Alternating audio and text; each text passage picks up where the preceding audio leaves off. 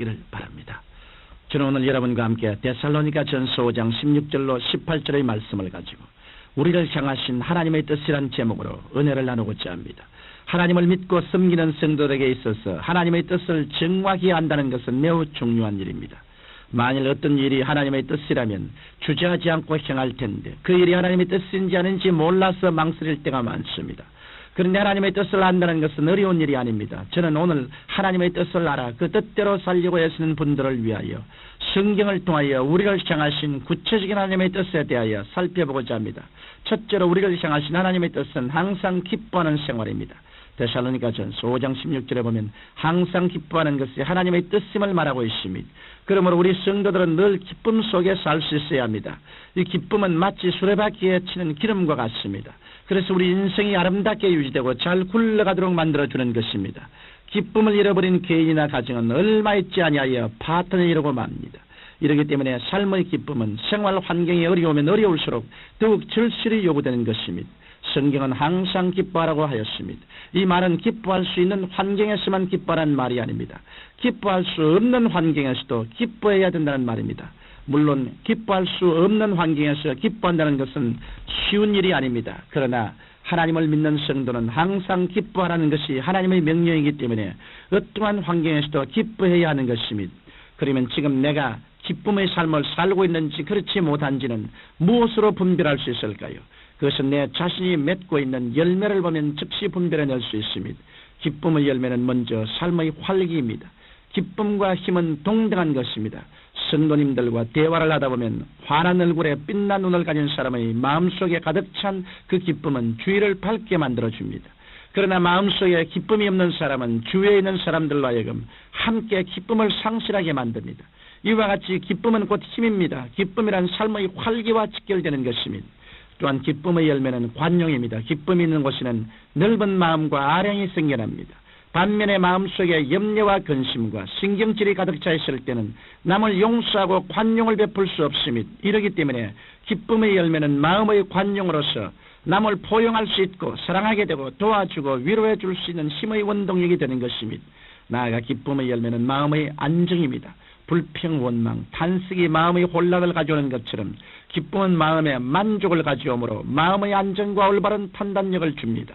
그래서 기쁨이 충만한 사람은 모든 일의 사리를 올바르게 판단할 수 있는 지혜와 정신적인 건강을 소유하게 되고 따라서 이러한 사람들은 훌륭한 남편, 훌륭한 아내, 훌륭한 부모, 훌륭한 지도자가 될 수 있는 것입니다. 이러므로 내가 과연 기쁨의 생활을 하고 있는지를 알아보려면 나의 생활에 활기가 넘치고 있는지 또 관용이 넘치고 있는지 그리고 마음이 평안하여 안정되어 있는지를 살펴보아야 하는 것입니다. 만일 그렇지 못하라면 이런 열매를 맺을 수 있도록 힘써야 합니다. 왜냐하면 우리를 향하신 하나님의 분명하신 뜻은 항상 기뻐하면서 사는 삶이기 때문인 것입니다. 둘째로 우리를 향하신 하나님의 뜻은 쉬지 말고 기도하는 삶입니다.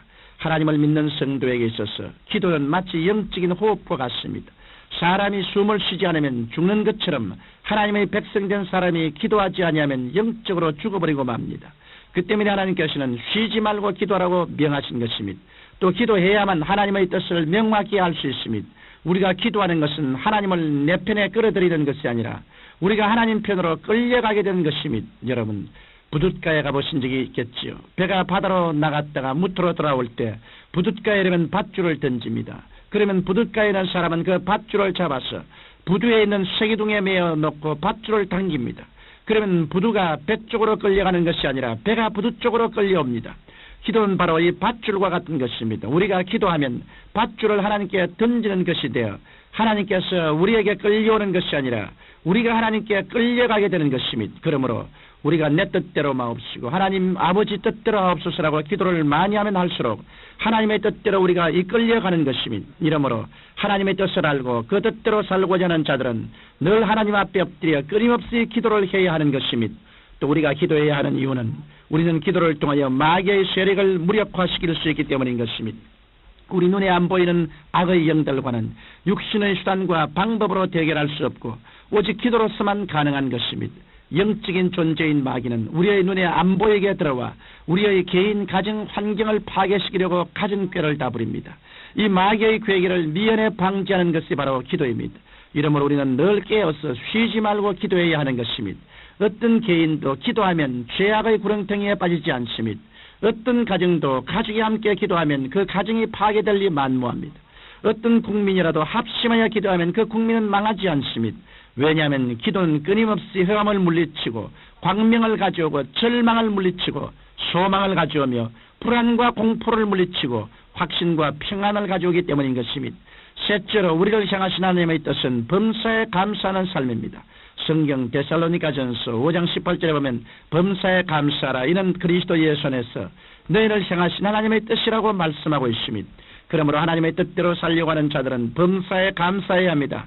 에베소서 5장 20절에 범사에 우리 주 예수 그리스도 이름으로 항상 아버지 하나님께 감사함이라고 말씀하고 있습니다. 우리는 아버지 하나님께 감사를 드리되 이른 아침부터 잠자리에 누울 때까지 1년 365일 내내 감사드려야 합니다. 왜냐하면 성경에 분명히 항상 감사드려야 한다고 말씀하고 있기 때문입니다. 그런데 성경은 우리가 범사에 감사드려야 한다고 말씀했습니다. 여러분, 범사란 좋은 일만을 말하는 것이 아닙니다. 나쁜 일도 범사에 속하는 것입니다. 그러므로 여러분은 자신에게 좋은 일이 일어날 때도 감사하고 좋지 못한 일이 일어날 때도 감사해야 합니다. 우리들의 하나님은 좋은 하나님이십니다. 이 좋으신 하나님께 우리의 모든 것을 맡겼으면 좋은 일뿐 아니라 서로 안 되는 일, 나쁘게 보이는 일이 나타날지라도 감사드려야 하는 것입니다. 왜냐하면 좋은 것은 좋아서 좋고 좋지 않은 것도 하나님께서 종국적으로 좋게 만들어 주실 것이기 때문인 것입니다. 성경 로마서 8장 28절에 하나님을 사랑하는 자, 곧 그 뜻대로 부르심을 입은 자들에게는 모든 것이 합력하여 선을 이루나이라고 말씀하고 있습니다. 청취자 여러분, 여러분이 정말 하나님의 뜻대로 살기를 원하십니까? 그러시다면 여러분은 항상 기뻐하는 삶을 사십시오. 여러분의 마음이 환경에 좌우되지 말고 항상 기뻐하십시오.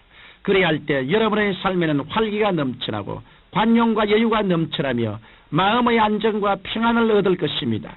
또 쉬지 말고 기도하는 삶을 사십시오. 여러분이 끊임없이 기도하는 삶을 살아갈 때 여러분의 삶은 하나님의 뜻이 있는 곳으로 이끌려 갈 것입니다. 그리고 여러분은 기도를 통하여 여러분의 개인과 가정을 파괴시키는 마귀의 괴계를 미연에 물리칠 수 있는 것입니다. 나아가 여러분은 좋을 때나 좋지 않을 때나 늘 범사에 감사하는 삶을 사십시오. 그래야 하면 좋으신 하나님께서 모든 것을 합력하여 선을 이루어 주실 것입니다. 살아계신 아버지 하나님이세요. 모든 사람들이 항상 기뻐하며 쉬지 말고 기도하며 범사에 감사하는 삶을 살도록 도와주옵소서. 예수님 이름으로 기도드립니다. 아멘.